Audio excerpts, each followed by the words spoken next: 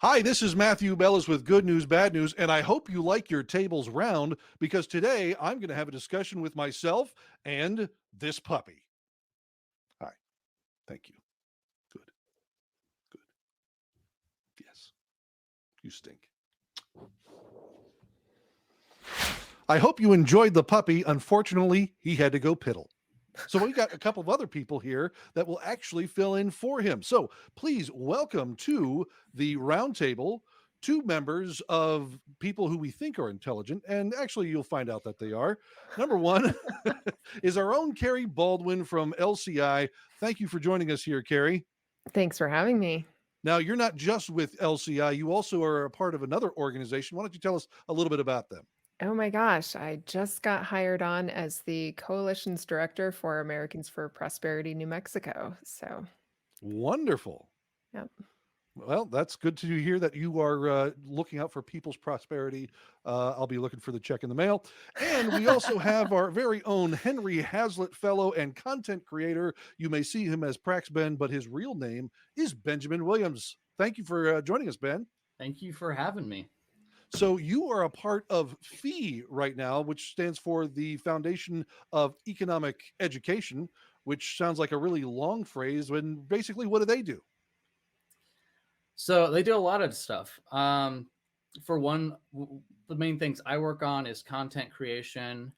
We have a couple of different shows. A lot of people will be familiar with Common Sense Soapbox. Same guy who does Freedom Tunes does that for us. We have another recent show called Unindoctrination, which is more female focused. And we have two great ladies who do that, Maggie and Olivia. And I'll actually be on an episode of that coming up soon. We're going to be talking about history, about the Holodomor.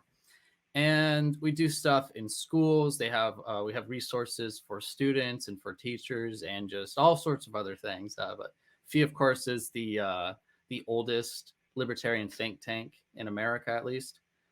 So we have a really long history, and a lot of great things have been done through FEE. So I've been super excited working with them. I've been with FEE since the beginning of this year, so it's about four months now. But for a few months prior to that, I was Henry Hazlitt Fellow. So they have a little program where they bring on young people and train them in media and also generally in libertarian philosophy. Wonderful. We love those good indoctrination camps. That's very helpful. So, no, I'm kidding, of course. And actually, though, what I really enjoy about you, Ben, is that you are bucking the current system and you are going gangbusters on TikTok. That's actually where I first saw you. Yeah, TikTok's a really great platform for reaching a lot of people. Unfortunately, a lot of leftists have realized that. A lot of Democrats have realized that. Biden himself has realized that. And, lots of people on the right have not. The GOP certainly doesn't focus on TikTok at all unless they're trying to ban it. But libertarians, for the most part, haven't really done much with it. Right. But then I got started with it. I was making TikToks about economics, about current politics, gun policies, all sorts of things. And it's just kind of took off. And it led me to learn more about politics because I wanted to, know more so I could beat my opponents. Yeah. But it's been great. I've reached over 200,000 followers now, and that's how I was able to get my job with FEE. And luckily, there's a lot more libertarian creators on there now. I know Libertarian Christian Institute is on there, or so I've heard. I haven't followed you guys yet, unfortunately. Yes. I'm sorry about that. Well, thank you for being here and providing us the Chinese communist ideals from TikTok. So thanks again. So that's what I'm here for. By the way, I think I see a flag back there that is a favorite of ours. Is that the appeal to heaven tree? Yep. Yeah, there we go. Oh, there you go, Kerry. Faction cleaner over there too. Yeah, wonderful. Yeah, I've got all sorts of flags in here. The reason why I brought you guys on here as a roundtable is there are a number of things happening in the news today, and it's always good to get a perspective from libertarian ideas from a man and a woman. Yes, there is a binary, kids, and we would love to hear from your background on these things. So first, let's go to a Fox News, a CNN article where it talks about a new lawsuit that Fox News is undergoing with a defamation battle with the owners of the Dominion voting machines. And frankly, they're not very happy about it because it's still not stopping Trump's lies. So, this is a very interesting topic because this brings a lot of things together when it comes to Trumpism, when it comes to the election, when it comes to industry media outlets getting into a legal battle with other companies. So this really just kind of seems like a real quagmire for libertarians. Ben, what's your take on it, first of all? Well, I have I'm generally very skeptical about defamation. I'm not sure how much I support actual defamation lawsuits as far as like libertarian principles go. I see arguments for and against them, but especially when it comes to those who are more in the spotlight, whether it be celebrities or major companies, it's like, well, people are going to say false things about you, and going after everyone with defamation suits when you're already Right. in the public spotlight just seems ridiculous to me. Well, I think isn't it's that very different when it's like a private citizen versus like a major corporation or a public figure. But isn't it in the kind of same way as if a company was making a claim that wasn't true, that is just completely false information, that they should be held liable for those kinds of things? Yeah, I see something like that more as a breach of contract. So I think Mm, that's definitely more clearly wrong in a libertarian ethic. But with yeah. defamation, it's very shaky grounds. It gets to infringing on free speech really quickly. So that's one of the reasons I'm very skeptical of it. It's really kind of funny that we have this conversation happening between Fox News and Dominion voting machines, yet for some reason, Kerry, they seem to bring your man Trump into it every single time. Why is that? My man, wait a second here. He ain't my man. Um, well, I'm sure that they try to bring Trump into it every single chance they get because they don't, that's an opportunity for a punching bag, right? And Sure. Trump is the political punching bag. But I think what's interesting actually about the whole Dominion thing is they basically have a monopoly on voting systems in America. And Right. while I'm with Ben on defamation suits and that sort of thing, you have an interesting dynamic here because you have a Mhm. private organization that has monopolized by way of government contract Right. voting systems. And so what is the recourse if we think that those voting systems aren't functioning as they should be? We can't go to company B voting systems in Right. order to correct that. So there's no market solution here. So at any rate, it creates an interesting dynamic, I think, because there's a question, we can call it legitimate or not, but there's at least a question among many Americans about the efficacy and the validity of the Dominion voting machines, and there should be recourse for that. It's interesting because I know CNN and other media outlets are making Dominion voting machines out to be this just small guy who, is just limited in their scope and what they do. And they really aren't that big anyway. Yet somehow this big bad media corporation and Rupert Murdoch are coming after these people when really that just seems to be kind of a false flag on the story. Yeah, well, I'm not sure why a news organization is doing this, but at any rate, I think I think it's interesting that you have this suit out there. Claims have been made, obviously, about the efficacy of these voting machines, whether or not you can make fraudulent votes out of them and that sort of thing. And there's, Sure. you have one news organization who's saying something about it, but what else do you do? Ben, do you trust our voting system as it stands right now to truly represent your will and your desires within the next election? That's the easiest no ever. Right. No, that's definitely not going to represent my desires. That's why Sure. I genuinely don't even vote. Honestly, Yeah. I say to people all the time. I think well, lots of different libertarian theorists have noted this, but I think specifically it was Mises, and it's something I say a lot. Actually, being a consumer and going out and buying stuff is way more democratic and representative of your Right. will than voting is. Because Yeah. like I can go out and vote in any given election and make literally no difference in it. It's so funny. I was actually just thinking to myself as I was driving the other day, I thought, I wonder if there's a way that we can actually use our monetary system to gauge whether or not people are actually buying what they would get from the government. And I think that our current system just is so lax in what is actually able to show what people want. And it just becomes an issue of popularity. And it really doesn't help in any kind of governance at all.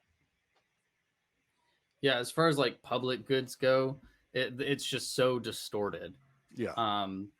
Like Mises talked about this too. You know, it's hindered markets, and they still have to function using market mechanisms, but you don't really get an accurate representation of how much any given person would want to consume something. You know, you can't say, oh well, I want less coverage from the police because now I have a bunch of guns, or I added more security, I added cameras at my house and all sorts of other things. I got different types of insurance.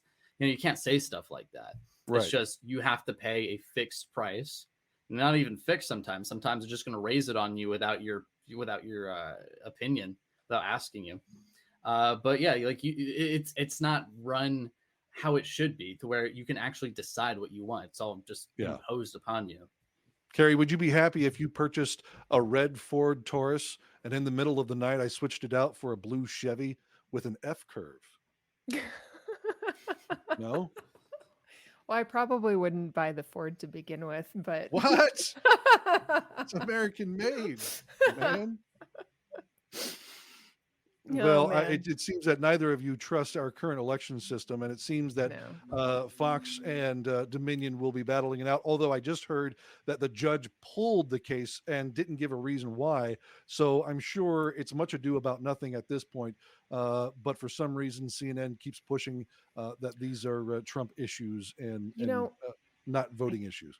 I have to say, this is so ironic because the whole electronic voting fraud thing has been around since the Bush-Gore, the second Bush election. Oh, right. Yes. It's been around for a while, and there was a documentary done called Hacking Democracy, and it won an award from CNN. Right. And so it's interesting to see that CNN now is completely done it's a 180. Voting fraud when it's their guy, but it's completely legitimate and fine.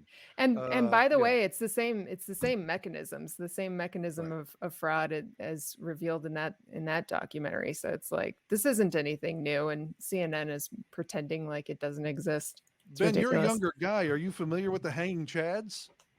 With the what? Hanging chads. The hanging chads. I'm not sure about that one. Oh my God. All right. Yeah. Chad means something very different to my generation. Yeah, I know. And to Kerry and I in college, we're like, what's a hanging chad? Then we found out, and we're like, well, that's stupid. Anyway, we'll have to tell you about it later on. All right. Well, as that story goes, it's still developing, and we'll see what comes of it. But frankly, we've also had some kind of a really ongoing drama happening in Tennessee. It first started with the shooting that happened at the Christian school in Nashville, where 6 people, 3 of them being children, were shot dead by a trans activist who really was going after the school and had a whole manifesto speaking as such. That morphed into a lot of trans rights issues within Tennessee. Then it became a couple of lawmakers carrying bullhorns in the state house, and then it became a whole issue of oh gosh, what was the whole thing? And now they're being reinstated, and just it's back and forth and all kinds of other stuff. Kerry, have you followed this story to this point? Man, I gotta say that I wasn't even aware of this expulsion of, what's his name? Justin Pearson? Justin Pearson, and there's a couple of other lawmakers in the Tennessee State House that Quiet. were pushed out because of activities that they, while there was a procedure going on the floor, they Yeah. held a demanding protest with bullhorns, and they were kicked out. And all of a sudden, they're the victims Oh, because yeah. Anyhow, Well, I saw, yeah, I did see that. And I have to say, it's the first time I think I've ever seen the left side with the shooter in Yeah. these school shootings. And Yeah. I'm shocked and dismayed. Yeah. It's really absurd. I mean, I shouldn't be surprised that the left was able to turn the tables on that whole narrative, but if anybody really wants to know the motives of the left when it comes to gun policy and school shootings and things like Right. that, it's not about the kids. Right. And Yeah. that's, I think, made plain as day with that story. Yeah, there's even other school shootings that they still bring about to try and elicit a lot of tears and action from a public. But Ben, you even saw it yourself in this whole issue when it comes to this church down in Tennessee. Just seems to be a complete reversal of what we would normally see from the media. Yeah, I actually live in Tennessee, so this whole situation has been pretty close to me. And Where in Tennessee are when you? those Knoxville. You're in Knoxville. Okay. Yeah. When those members of the House got up and started saying, they wanted to ban AR-15s, it really inspired me. So actually, I went out today and I got a new AR-15. Oh, hey, look at that! A brand new, It's in a honor of Jones. This is my brand new AR-15. I got a custom. It's a normal rifle with a different kind of handle, isn't it? This rifle will actually blow a deer to bits, or so I've heard from certain members of our government. The deer won't exist anymore. That's why they're banned. You're banned from hunting with these things because it just blows into bits. Now that's got like a 60 mag clip and it's fully automatic with a chainsaw grip. Is that right? It does have a chainsaw grip. Yes, that's entirely correct. Right, where you stabby and it's just terrible. Yeah. Right. Yeah. 100%. Blood everywhere. I would actually like to commend you on buying a perfectly normal rifle that's just not made of wood at this point. So. It looks scary. It looks scary, and that's why we should ban. That's why I got it. Yeah. But here's the thing, though. I mean, like Kerry said, that the reversal of victimhood really changed so quickly. And then you had these lawmakers in Tennessee who just cried foul because they did something that was, I think, somewhat reprehensible in a society that you have rules, you have laws, please abide by them. And if you're standing up in the middle of a procedure and you start to protest, you're going to get kicked out. But how in the world did these guys become victims, Ben? Well, I think there's definitely a lot of regular people out there on the left, Democrats who they genuinely believe the stupid stuff. But when it comes to some of these people in the government, you have to realize all of the resources they have at their disposal. They have research teams, they have everything at their disposal. These people know that the assault weapons ban was a failure. They know it. Our own government said it. The National Institute of Justice said it. Yeah. It's been proven over and over and over again. They know it's a failure. The only reason that they push these policies is because they know it's a failure. Because it's easy to manipulate the average person. The stupid people just believe, it's a scary gun. And you can say, so we have to implement this law. And then they know that the people on the other side are going to see this was a failure. We shouldn't put in this law. There's no reason to put in this law. And then they can point to them and say, look at what those guys are doing. They want your kids to die because they won't let us put in this law that totally definitely works. And also AR-15s blow apart deer. It's all just a political game. Well, Kerry, I'm really kind of amazed by the gun control issue in total, because while Americans have been able to pretty much secure their Second Amendment rights and own and keep their firearms, it seems that the narrative just keeps getting dominated by one side, and the other side doesn't really get a whole lot of say in this whole issue. Well, of course not. The media is dominated by, leftist propaganda machine that just parrots whatever whatever the administration tells them to Yeah, parrot. So of course that that whole conversation is not being heard intentionally. yeah. And quite frankly, I think you know I think that there's enough um, individual Americans who are starting to see that. They're starting to Mm, see, oh, wait a second, how on earth, like the average person is absolutely horrified when they hear about a school shooting. And right. you Yeah. have people who are even pro Second Amendment who are saying things like, okay, we've got to do something about this. But when you go and flip the narrative and make the shooter out to be a victim, Mm, I think they've seriously shot themselves in the foot. Thank God. yeah. No pun intended. I like the pun. Keep the pun.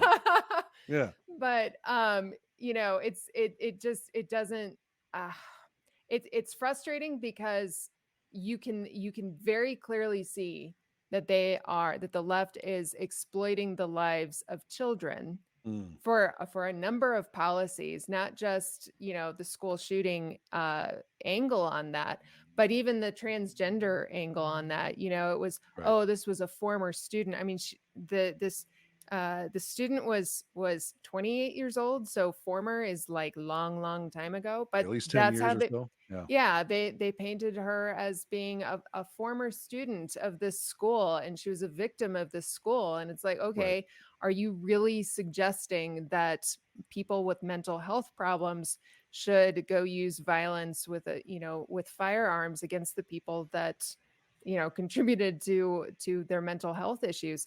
Oh, wait a second, I thought we had red flag laws trying to be passed so that we can get firearms Where's taken Marco away from Rubio when you people. need him? Yeah, it's like Yeah.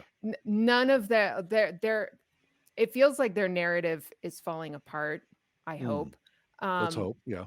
but yeah, flipping it and making the shooter out to be the victim, Yeah. I mean, it's Yeah. disgusting.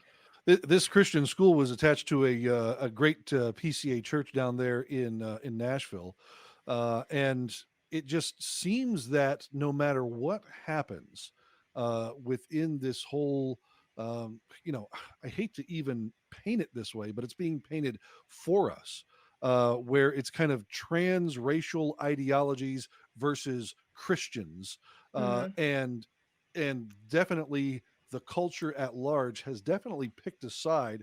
What does that say to either of you who want to take this question, though? What does that say for the modern church?